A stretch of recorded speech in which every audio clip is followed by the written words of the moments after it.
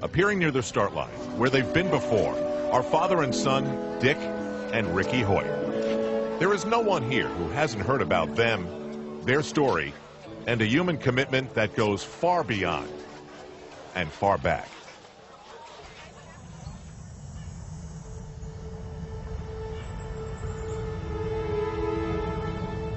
January 10th, 1962. We knew there was something wrong, but we did not know exactly what.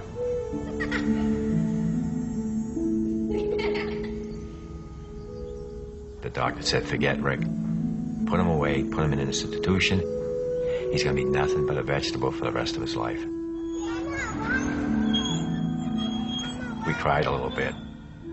We talked, and then we said, no, we're not going to put Rick away. We're going to bring Rick home and bring him up like any other child.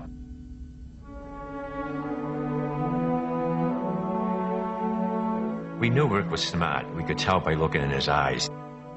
And when we talked to him, he was paying attention to what we were saying. So we wanted to get a computer built so Rick could communicate with us.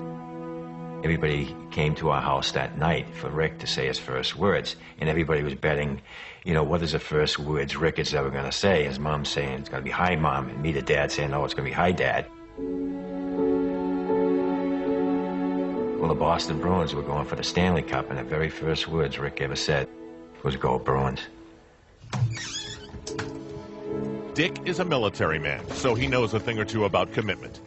This time, he's just months removed from a heart attack. This gift that he gives to his son, or is it the other way around? Either way, it all started when Rick heard about a charity run for a paralyzed athlete. He asked Dad, and Dad said yes.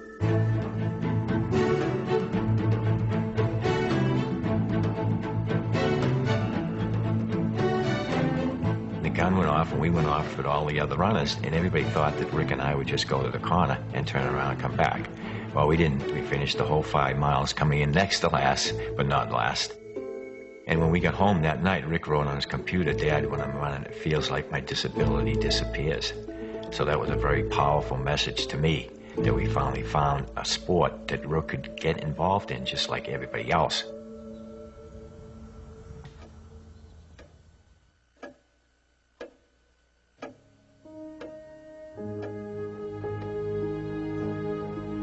Rick is my motivator. He inspires me. To me, he's the one out there competing, and I'm just loaning him my arms and my legs so that he can compete.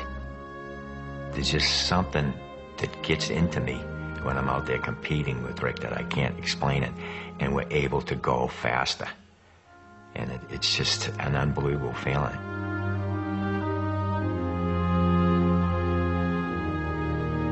Rick and I love the Ironman triathlon. To be out there competing with the best triathletes in the world, to be accepted to compete along with these triathletes.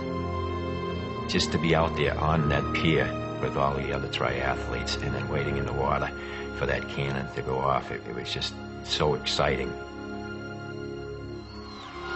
See, the feeling coming down the finish line at Leahy Drive, it's just an awesome experience. With the crowd there, all the excitement, the noise, and the announcers announcing, all that, the adrenaline just gets flowing.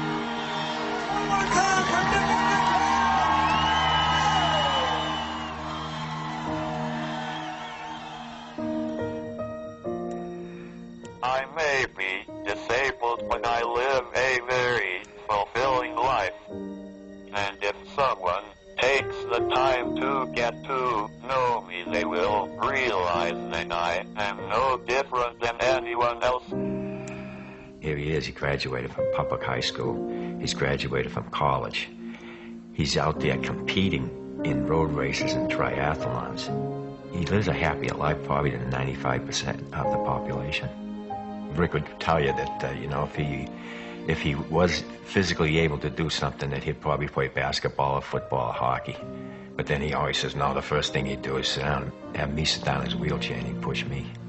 It really makes me feel good that he appreciates, what I'm trying to do to help him out, and he'd do the same thing for me.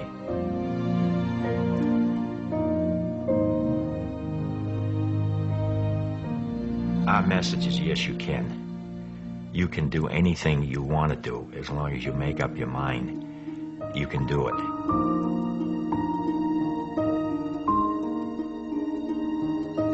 If you have ever searched for the meaning of life, stop. The answer lies right here.